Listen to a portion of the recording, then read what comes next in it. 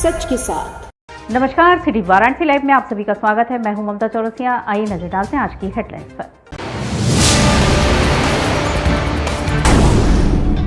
आकांक्षा दुबे आत्महत्या मामले में मां मधु दुबे ने भोजपुरी गायक समर सिंह और उनके भाई पर दर्ज कराया मुकदमा। आशीर्वाद अस्पताल में 2 साल से हो रही चोरियों का पुलिस ने किया खुलासा। अस्पताल के प्रबंधक सहित 5 लोग गिरफ्तार। चैत्र नवरात्रि की षष्ठी पर माता कात्यायनी और ललिता गौरी मंदिर में भक्तों ने लगाई हाजिरी। कोरोना काल में मृत लोगों की आत्म शांति के लिए काशी में आगामी अक्टूबर माह में होगा वृहद आयोजन। कोरोना भागीरथी रथ को किया गया रवाना। और अब खबरें विस्तार से।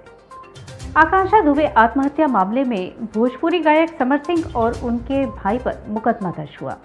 अभिनेत्री आकांक्षा दुबे की आत्महत्या के मामले में कई कड़ियां जुड़ती चली जा रही हैं। रविवार को वाराणसी के सारनाथ स्थित होटल के कमरे में अभिनेत्री आकांक्षा दुबे का शव फांसी के फंदे से लटका हुआ मिला था। इस मामले की पुलिस तहकीकात कर रही है कि आकांक्षा दुबे ने आत्महत्या की है या उसकी हत्या हुई है। इस बीच सोमवार को मुंबई से वाराणसी आकांक्षा दुबे का शव लेने पहुंचे परिजनों ने बॉयफ्रेंड भोजपुरी सिंगर समर सिंह और उसके बड़े भाई पर गंभीर आरोप लगाया है।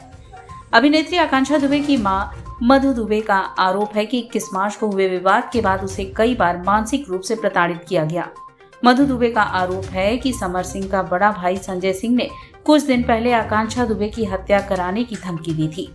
मधु दुबे का आरोप है कि समर सिंह के बड़े भाई ने 21 तारीख को यह धमकी आकांक्षा दुबे को दी थी और 25 तारीख को उसका शव होटल के कमरे में मिला। समर सिंह पर आरोप लगाते हुए आकांक्षा दुबे की मां मधु दुबे ने कहा कि समर सिंह चाहता था कि आकांक्षा दुबे सिर्फ उसके साथ ही काम करे और किसी के साथ नहीं।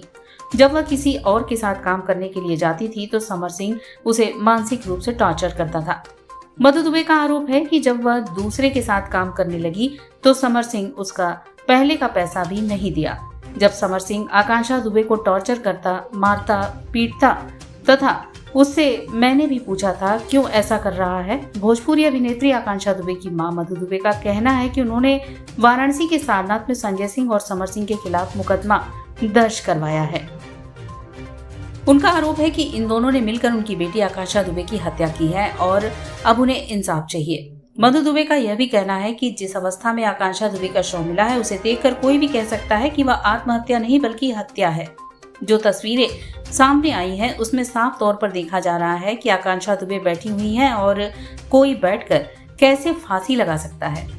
कोई इंसान पार्टी से एंजॉय करके आता है तो बिना कुछ किए आत्महत्या नहीं करता। अभिनेत्री आकांक्षा दुबे के परिजन सिंगर समर सिंह और उसके बड़े भाई संजय सिंह पर आरोप लगाते हुए फूट कर सारनाथ थाने के बाहर रो पड़े।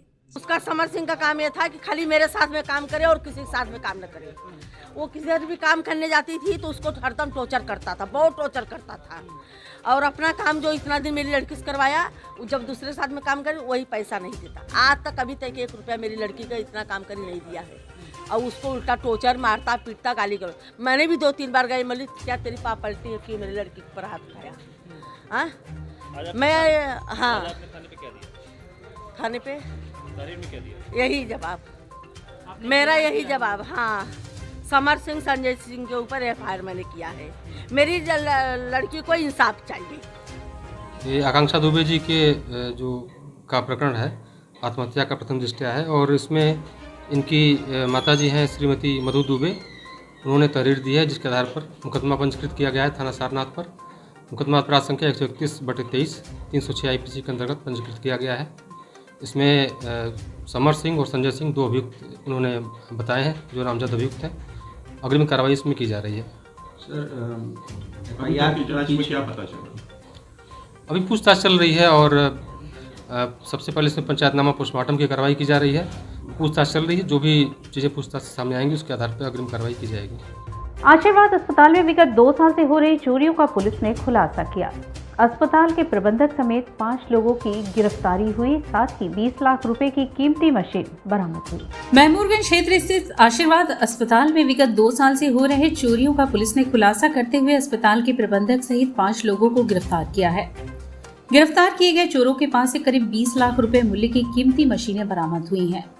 गिरफ्तार अभियुक्तों को मीडिया के समक्ष पेश करते हुए काशी जोन के DCP RS गौतम ने बताया कि भेलूपुर थाना क्षेत्र के महमूदगंज स्थित आशीर्वाद सुपर स्पेशलिटी अस्पताल के ICU से लगातार उपकरण गायब हो रहे थे। इन चोरियों से अस्पताल के डॉक्टर विगत 2 सालों से परेशान थे। भेलूपुर थाना क्षेत्र की पुलिस टीम ने इन चोरियों को लेकर जांच शुरू की तो पता चला कि वर्ष 2021 में आशीर्वाद सुपर स्पेशलिटी हॉस्पिटल में कार्य करने वाले आनंद कुमार ही चोर हैं। 2 सालों के अंदर आनंद कुमार ने आशीर्वाद हॉस्पिटल से चोरी किए हुए उपकरणों को विभिन्न अस्पतालों में सस्ते दामों पर बेच दिया। इस दौरान जब जांच की गई तो पता चला कि जिन अस्पतालों को यह उपकरण बेचे गए उनके पास लाइसेंस ही नहीं है और अस्पताल का संचालन कर रहे हैं। वहीं आनंद कुमार की निशानदेही पर करीब 20 लाख रुपए कीमती मशीनों को बरामद किया गया है और इन चोरियों में शामिल 4 अन्य लोगों को भी गिरफ्तार कर लिया गया है। इन सभी पर विविध कार्रवाई करते हुए जेल भेजा जा रहा है। वहीं इस चोरी का अनावरण करने वाली पुलिस टीम को 10,000 रुपए का इनाम दिए जाने की घोषणा की गई है। इनके कब्जे से लगभग 20 लाख रुपए का माल बरामद हुआ है और इन चारों अभियुक्तों और साथ ही एक जो हॉस्पिटल का प्रबंधक है आनंद कुमार, उसको भी गिरफ्तार किया गया है और इन 5 अभियुक्तों को माननीय न्यायालय के समक्ष पेश किया जाएगा और जेल भेजने की कार्रवाई की जा रही है। कितने का सामान था? लगभग 20 लाख रुपए का मूल्य का बरामद हुआ है और इस पूरी टीम ने बड़ी तत्परता के साथ कार्य किया है। इनको 10,000 का इस रिवार्ड से सम्मानित किया जाएगा। कैंट GRP ने 40 शीशी अवैध कप सिरप के साथ 2 अभियुक्तों को गिरफ्तार किया।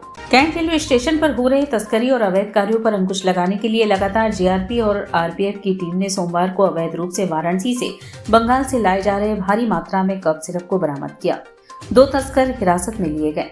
वाराणसी के कैंट रेलवे स्टेशन पर पकड़े गए सिरप को लेकर GRP प्रभारी हेमंत सिंह ने बताया कि चेकिंग के दौरान RPF और GRPF की टीम को प्लेटफॉर्म नंबर 9 से 2 लोग संदिग्ध प्रतीत हुए। पूछताछ में पता चला कि वह वाराणसी से पश्चिम बंगाल जाने के लिए पहुंचे थे। इस दौरान वह काफी घबराए हुए लगे। जब कड़ाई से पूछताछ हुई तो उन्होंने अपने साथ लिए सामग्री की तलाशी करवाई तो उनके पास से फेंसेंडिल DX सिरप की 400 बोतल बरामद हुई। जब उनसे बिल मांगे गए तो उन्होंने पहले टीम को बरगलाने की कोशिश की। जब कड़ाई की गई तो उन्होंने सारे राज उगल दिए। GRP प्रभारी हेमंत सिंह ने बताया कि हिरासत में लिए गए अभियुक्तों ने बताया कि उन्हें सिरप लाने के बदले 3,000 रुपए दिए जाते हैं। इस पूरे प्रकरण को लेकर वाराणसी ड्रग विभाग को सूचना दी गई है। ड्रग विभाग के अधिकारियों के द्वारा अग्रिम कार्रवाई की जा रही है। GRP प्रभारी ने बताया कि पकड़ा गया सिरप यूं तो सर्दी खांसी के लिए प्रयोग में आता है, लेकिन कई लोग इसको नशे के लिए भी इस्तेमाल करते हैं। फेंसेडिल है जो ये अवैध तरीके से लेके जा रहे थे। इनके पास इसका कोई प्रपत्र, कोई कागजात नहीं है। ये व्यापन मंडल और विश्वजीत, ये दोनों पश्चिम बंगाल के रहने वाले हैं। आज ये प्लेटफॉर्म नंबर 9 एक्सलेटर के पास GRP व RPF की संयुक्त चेकिंग में ये पकड़े गए। कितने मात्रा में पकड़ा हुआ? ये 400 CC पीस है। ये करीब 82,000 रुपये के लगभग है। जो पकड़ा है इनके पलन का कोई रिकॉर्ड? अभी तक तो ये तो जांच का विषय है, आगे जांच होगी। कोरोना काल में मृत लोगों की आत्मा की शांति के लिए काशी में एक वृहद आयोजन किया जाएगा, जिसमें 11,000 पंडित वैदिक परंपरानुसार कोरोना में दिवंगत आत्माओं के मोक्ष के लिए प्रार्थना करेंगे। देश दुनिया में कोरोना का तांडव कोई भूल नहीं सकता। इसी विनाश काल में मृत लाखों लोगों की आत्मा की शांति के लिए काशी में विद्यामठ द्वारा एक वृहद आयोजन किया जाएगा। ऐसे लोगों के लिए विश्व की पहली श्रीमद् भागवत महापुराण कथा का भावुक आयोजन मोक्षदायिनी नगरी काशी में आगामी 4 अक्टूबर से 14 अक्टूबर तक किया जाएगा। इस संदर्भ में ज्योतिष पीठ के जगत गुरु शंकराचार्य स्वामी अभिमुक्तेश्वरानंद सरस्वती ने बताया कि श्रीमद् भागवत कथा मेरे मुखर बिंदु से कही जाएगी। यह कथा विश्व की पहली ऐसी कथा होगी जहां 11,000 पंडित वैदिक परंपरा से कोरोना में दिवंगत आत्मा के लिए मोक्ष और भक्ति की प्रार्थना करेंगे। स्वामी जी ने बताया कि इस कथा को पूरे विश्व में OTT 56 के माध्यम से सीधे प्रसारण द्वारा देखा जा सकता है। जाने कितने लोग काल कवलित हो गए, उनमें से बहुतों का ठीक से संस्कार भी नहीं हो पाया, अंतिम संस्कार। तो उनकी सद्गति के लिए प्रार्थना करने का हम लोगों का विचार है। आगामी 6 अक्टूबर से 14 अक्टूबर तक काशी जी में ये आयोजन किया जाएगा। श्रीमद् भागवत की कथा और दूसरे जो सद्गति के उपाय हैं शास्त्रों में बताए गए, उन सब का आश्रय हम लोग लेंगे और सब के लिए जो लोग भी उसमें काल कवलित हुए हैं उनके लिए प्रार्थनाएं करेंगे ताकि उनकी सद्गति हो। यही नहीं, केवल सनातन धर्म के नहीं, जिस भी धर्म के वो होंगे उस धर्म के अनुसार की उनकी प्रार्थना भी कराई जाएगी ताकि सबका मोक्ष हो, सबकी सद्गति हो और सबका जो मृत्यु अनंतर का जीवन है वो सुंदर बन जाएगा। प्रेस वार्ता के उपरांत मध्याह्न 3 बजे अस्सी घाट से महामंडलेश्वर सतुआ बाबा संतोष दास, पूज्य शंकराचार्य जी महाराज के शिष्य ब्रह्मचारी मुकुंदानंद, BHU के प्रख्यात न्यूरोलॉजिस्ट डॉक्टर विजयनाथ मिश्र ने संयुक्त रूप से कोरोना भागीरथी रथ को सनातनी झंडी दिखाकर रवाना किया। अस्सी घाट से निकली कोरोना भागीरथी रथ का मुख्य उद्देश्य भारतवर्ष में घूम घूमकर कोरोना में मृत लोगों का डेटा इकट्ठा करना है। श्रृंगार गौरी मुकदमे में दी गई 4 तारीखों में सोमवार को आदेश नहीं आ सका। अब अगली तारीख 11 अप्रैल को है। ज्ञानवापी श्रृंगार गौरी के मुकदमे में एक जैसे 7 मामलों को एक साथ क्लब करते हुए सुनवाई करने की मांग संबंधित मामले में सोमवार को आदेश नहीं आ सका। इस मामले में सभी पक्षों की दलीलें सुनने के बाद 22 फरवरी को कोर्ट ने फैसला सुरक्षित रख लिया था। आदेश सुनने के लिए कोर्ट ने 4 तारीखें दी। अब इसकी अगली तारीख 11 अप्रैल निर्धारित की गई है। सभी मुकदमे ज्ञानवापी परिसर में राग भोग और पूजा के अधिकार, कब्जा आदि से संबंधित है। हिंदू पक्ष का कहना है कि जिस तरह से परिसर में नमाज अदा होती है वैसे ही पूजा करने का भी अधिकार मिले। 22 फरवरी को सभी पक्षों की दलीलें सुनने के बाद पत्रावली तैयार कर ली गई थी। सोमवार को जिला जज अजय कृष्ण विश्वेश को आदेश सुनाना था। श्रृंगार गौरी मामले की 4 महिला वादियों ने ज्ञानवापी में पूजा, राजभोग का अधिकार और कब्जा आदि लेकर पिछले साल दिसंबर में कोर्ट में अपील की थी। कहा था कि एक नेचर वाले 7 केस को एक साथ क्लब करके सुनवाई की जाए, जिसमें 6 सिविल जज सीनियर और 1 केस किरण सिंह की फास्ट ट्रैक कोर्ट में चल रहा है। राखी सिंह ने खुद को इससे अलग कर लिया। वहीं वादिनी महिलाओं में लक्ष्मी देवी, सीता साहू, मंजू व्यास और रेखा पाठक हैं। इनके वकील सुभाष नंदन चतुर्वेदी और सुधीर त्रिपाठी हैं। सुभाष नंदन चतुर्वेदी ने कहा कि इन मामलों की सुनवाई एक साथ होगी तो ही आदेश त्वरित और सटीक आएगा। माननीय न्यायाधीश की व्यस्तता के कारण आज फैसला नहीं आ सका। बता दें कि जितेंद्र सिंह बिसेन की पत्नी राखी सिंह इस पूरे केस से अलग हो गई हैं। 7 केस को क्लब करने वाले मामले का उन्होंने विरोध भी किया था। उनका मानना है कि ये सभी केस अलग तरीके के हैं। इसमें से किसी में भी आवेदनकर्ता शामिल नहीं है। सभी केस का नेचर अलग अलग है।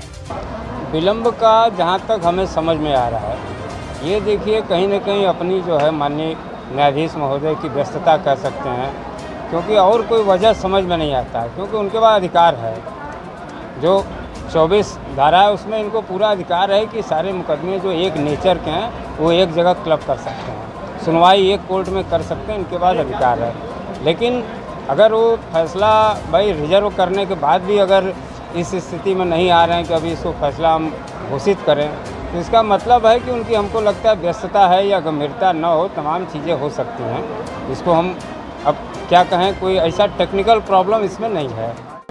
7 मुकदमों का टीए एप्लीकेशन जिला जज की कोर्ट में मूव किया गया था और ये 7 मुकदमे एक ही प्रकृति के हैं और एक ही रकबे 9130 जिसमें कथित ज्ञानवापी मस्जिद अवस्थित है, उसी से संबंधित होने के नाते हम लोगों ने माननीय न्यायालय के समक्ष ये निवेदन किया, यानी हिंदू पक्ष के अधिवक्ता और 4 वादिनी महिलाओं के निवेदन पे, कि इन 7 मुकदमों को एक साथ कर दिया जाए, जिससे हमारे संसाधन बचे और माननीय न्यायालय का भी समय बचे, क्योंकि यहाँ पे 4 कोर्ट में ये सारे मुकदमे छितराए हुए हैं, बिखर के चल रहे हैं। तो एक जगह समेकित हो जाने से लाभ होगा संसाधन का, साक्ष्यों का, अधिवक्ताओं का, सबकी ऊर्जा बचेगी। इसी दृष्टि से इन 7 मुकदमों को समेकित करने के लिए हम लोगों ने निवेदन किया था। तो इस संदर्भ में आज उसकी तिथि थी आदेश करने की माननीय न्यायाधीश जनपद की, परंतु उन्होंने अपनी निजी व्यस्तता का ध्यान कहते हुए अगले जो तिथि नियत की है वह 11 अप्रैल की। और यहाँ वक्त तो चला है एक छोटे से ब्रेक का, मिलते हैं ब्रेक के बाद। वाराणसी लाइव, सच के साथ। Facilities of Navneeta Kuwar Public School: quality education, well qualified faculty, dance, vocal, instrumental music, robotics, art and craft, skating, karate classes, indoor and outdoor activities, use playground for kindergarten and various types of games, math, physics, biology, chemistry lab and smart library, well maintained computer lab and classes, highly secure and GPS track conveyance facilities, educational based activities using technique tools and interesting methods for students. Navneeta Kuwar Public Schools, Swahi near BHU Hyderabad Gate, Varanasi. Mobile number 7311128462. Navneeta Kunwar public school international Hindu school है। Science, math एवं computer lab, सुसज्जित library, वाहन की उत्तम व्यवस्था, विभिन्न खेलों की शिक्षा, बच्चों के शारीरिक एवं मानसिक विकास हेतु योगा का प्रशिक्षण सुविधा। इतना ही नहीं, आपके छोटे बच्चों के लिए एक ऐसी जगह जहां हम देते हैं शिक्षा के साथ साथ मौज मस्ती भरा वातावरण। International Hindu school, Nagwa, Lanka, Varanasi. Swami Harsevanand public school, वातानुकूलित छात्र छात्राओं हेतु छात्रावास की सुविधा, हरितिमा युक्त खेल का मैदान, indoor game, outdoor game, NCC, ABC certificate तथा कैरियर काउंसलिंग की सुविधा, विज्ञान, कला तथा कॉमर्स के साथ वैकल्पिक विषयों की एक लंबी श्रृंखला, कम फीस में उत्कृष्टतम अध्ययन की व्यवस्था, शहर की सभी भागों क्षेत्र में बस की सुविधा, विज्ञान, कंप्यूटर तथा सभी आधुनिकतम प्रयोगशाला है, ऑडियो वीडियो क्लासेस की सुविधा। Swami Harsevanand public school and hostel, शिक्षण समूह, शाखाएं हड़वाघाट, Ramna, Varanasi. Phone number 9554995413। Jagatganj, Varanasi. Phone number 7408457111। Banpurwa, Ramna, Varanasi. Phone number 9554955412। Railway station road, Durg, Sonbhadra. Phone number 7081109710। Marsada, Ghorawal, Sonbhadra. Phone number 955496319495 एवं स्वामी हरसेवानंद महाविद्यालय Churk, Sonbhadra. Phone number 7081109711। Swami Harsevanand public school पाठशाला ही नहीं, संस्कारशाला भी है। बाल विद्यालय माध्यमिक स्कूल, माँ गंगा के तट पर स्थित एक उत्कृष्ट स्कूल, LKG से क्लास 12 तक, affiliated to CBSE new Delhi, state of the art computer lab, बच्चों के खेलने कूदने की उचित व्यवस्था, smart classes for better understanding, बच्चों को खेलने एवं कल्चरल एक्टिविटीज के लिए एक विशाल ग्राउंड एवं स्टेज, फिजिक्स का प्रैक्टिकल, उत्कृष्ट केमिस्ट्री लैब, संगीत की कक्षाएं, खेल कूद की व्यवस्था जैसे बास्केटबॉल इत्यादि, योग्य शिक्षकों एवं शिक्षिकाओं द्वारा पठन पाठन की व्यवस्था, उत्कृष्ट ट्रांसपोर्ट की उचित व्यवस्था। आज ही प्रवेश हेतु संपर्क करें। बाल विद्यालय माध्यमिक स्कूल, प्रहलाद घाट, वाराणसी। मोबाइल 8009181568 एवं डुमरी पड़ाव, वाराणसी। मोबाइल 8009181549। कोरोना वायरस ने देश में एक बार फिर से रफ्तार पकड़ ली है। ऐसे में जरूरी है कि सभी लोग पूरी एहतियात बरतें। घर से बाहर निकलते समय मास्क का सदैव प्रयोग करें। समय समय पर हाथों को सैनिटाइजर से सैनिटाइज करें। ज्यादा भीड़ भाड़ वाली जगहों में जाने से बचें। 2 गज की दूरी का पालन करें। स्वस्थ रहें, सुरक्षित रहें। जनहित में जारी वाराणसी लाइव। वाराणसी लाइव, सच के साथ। और ब्रेक के बाद पुनः आपका स्वागत है। नवरात्रि के छठे दिन मां कात्यायनी और ललिता गौरी के दरबार में भक्तों ने हाजिरी लगाई। नवरात्रि के छठे दिन कात्यायनी देवी और ललिता गौरी के दरबार में भक्तों ने हाजिरी लगाई। भगवान शिव की नगरी काशी में ललिता माता का मंदिर मीर घाट स्थित ललिता घाट पर स्थित है। यहाँ सुबह से ही दर्शन के लिए भक्तों का तांता लगा रहा। भक्त अपनी मनोकामना लेकर माता के पास पहुँचे हैं। ऐसी मान्यता है कि माता के दर्शन पूजन से भक्तों की सभी मुरादें पूरी होती हैं। भक्तों ने विधि विधान से मां का दर्शन पूजन कर मां से आशीर्वाद मांगा। श्रद्धालु मालवी गायत्री ने कहा कि चैत्र नवरात्र के छठवें दिन माता ललिता गौरी के दर्शन का विशेष महत्व है। मंदिर के महंत बबलू गुरु बताते हैं कि नवरात्र की छठवीं तिथि पर माता ललिता गौरी के दर्शन का विधान है। यदि कोई भक्त माता के दर्शन करता है तो उसे हृदय संबंधी बीमारी से मुक्ति मिल जाती है। वहीं हृदय से मांगी गई मुराद मां अवश्य पूरी करती हैं। यदि कुंवारी कन्या लगातार 41 दिनों तक माता के दर्शन पूजन करे तो उनके विवाह की इच्छा पूरी होती है। आज नवरात्र की षष्ठी तिथि है। आज माता ललिता गौरी जी का दर्शन है। देवी कात्यायनी देवी और गौरी जी दोनों जगह का महत्व है, लेकिन इस चैत्र के नवरात्र में गौरी का ज़्यादा महत्व होता है। तो आज ललिता घाट स्थित ललिता गौरी जी का दर्शन है। माता जी का दर्शन करने से यहाँ से जो है हृदय संबंधित कोई बीमारी हो या हृदय से मांगी हुई सारी मुराद पूरी होती है। यदि कुंवारी कन्या यहाँ 41 दिन जो है प्रतिदिन आकर दर्शन करें, पूजन करें, उनकी जो शादी मनोकामना पूर्ण हो। वहीं कात्यायनी देवी का मंदिर चौक स्थित संकटा मंदिर के पीछे है। यहाँ माता का स्वरूप अत्यंत भव्य है। जो साधक मन, वचन एवं कर्म से मां की पूजा अर्चना करते हैं उन्हें वे धर्म, अर्थ, काम एवं मोक्ष के फल प्रदान करती है और शत्रु का विनाश कर भय से मुक्ति दिलाती है। कहते हैं मां कात्यायनी का दर्शन करने से विवाह में आ रही अड़चनें दूर होती हैं। नवरात्र की षष्ठी पर माता के मंदिर में भक्तों की लंबी कतार लगी रहती है। ये माता कात्यायनी है। जो नवरात्र के महीने में इनका छठवें दिन दर्शन होता है। इनके दर्शन करने से कुंवारी कन्या जिनकी शादी विवाह नहीं होती है उनकी शादी विवाह जल्द से जल्द होती है। इनको मंगलवार के दिन दही हल्दी लगाने से उनकी विवाह जल्द से जल्द होती है। चैत्र नवरात्र के पंचमी पर निषाद समाज ने अपने आराध्य निषाद राज की जयंती मनाई व नौका संचालन बंद करके शोभा यात्रा निकाली। धर्म की नगरी काशी में रविवार को श्री राम भक्त निषाद राज जी की जयंती बेहद ही धूमधाम से मनाई गई।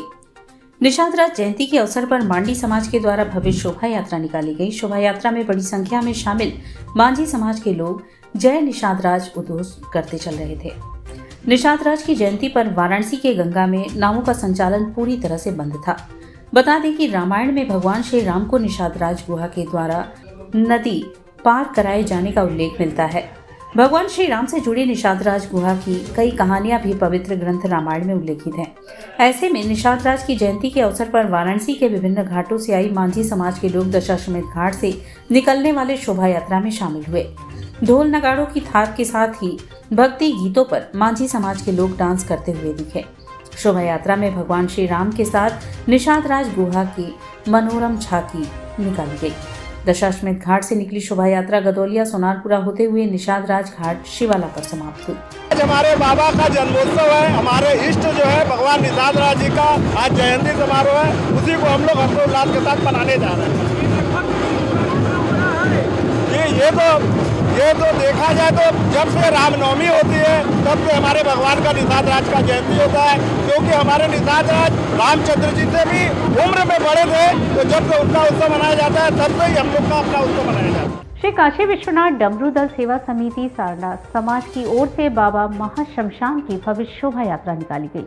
श्री काशी विश्वनाथ डमरू दल सेवा समिति सारला समाज सेवा फाउंडेशन की ओर से बाबा श्री महाशमशान नाथ की शोभा यात्रा निकाली गई।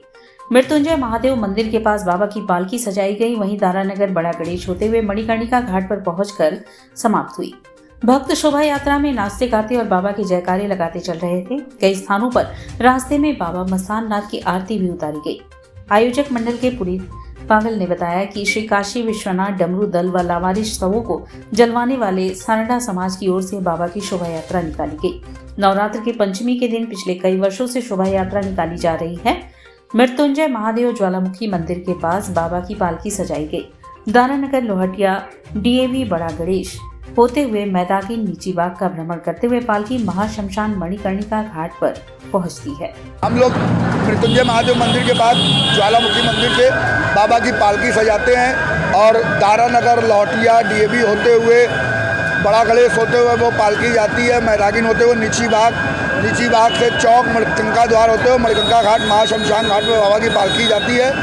रास्ते में तमाम क्षेत्रीय लोग बाबा की पालकी की आरती करते हैं और धूमधाम से क्षेत्रीय लोग बाबा की पालकी में पूजा पाठ में सहयोग भी करते हैं, साथ में प्रशासन भी सहयोग करता है। जालान इम्पैक्ट बांसफाटक के प्रांगण में ब्लाइंड पीपुल्स सशक्तिकरण सम्मेलन का आयोजन हुआ। ब्लाइंड पीपल्स एसोसिएशन द्वारा महिला एवं दिव्यांग सशक्तिकरण सम्मेलन का आयोजन जालान इम्पैक्ट बांसफाटक के प्रांगण में किया गया। कार्यक्रम में मुख्य अतिथि पद्मश्री से सम्मानित एम्बुलेंस दादा करीमुल हक एवं जालान इंस्पेक्ट के चेयरमैन केशव जालान रहे।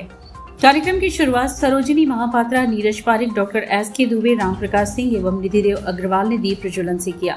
इस अवसर पर दिव्यांग महिलाओं के साथ अन्य महिलाओं को ब्यूटिशियन प्रशिक्षण व मातृशक्ति प्रमाण पत्र उपस्थित अतिथियों के हाथों से प्रदान करके उनके उज्जवल भविष्य की कामना की गई। कार्यक्रम का संचालन भावना श्रीवास्तव ने किया व धन्यवाद आभार सत्य प्रकाश ने किया। इस अवसर पर डॉक्टर प्रियंका सिंह, कविता मालविया, मीना सिंह, अमित चौरसिया, श्याम सुंदर एवं सुनील जायसवाल आदि लोग उपस्थित थे। जो महिलाओं ने एनजीओ के क्षेत्र में अच्छा काम किया है उनका सम्मान है। दूसरा, जो सत्यप्रकाश मालवी के यहाँ ब्यूटिशियन की ट्रेनिंग ली है उनको सर्टिफिकेट दिया जा रहा है। भाई जी, लगातार प्रधानमंत्री द्वारा बेटी बचाओ बेटी पढ़ाओ अभियान भी चल रहा है, आप इसमें किस तरह का दिव्यांग लोग को सहयोग कर रहे हैं? हम उनको अपने पैरों पे खड़े होने के लिए उनके रोजगार की व्यवस्था कर रहे हैं कि वो अपना व्यापार करें, अपनी चीज़ बनाएं, अपने बेचें, स्वावलंबन की तरफ बढ़ें। और इसी के साथ सिटी वारंटी लाइव का यह प्रसारण यहीं समाप्त होता है। ममता चौरसिया को दे इजाजत। नमस्कार।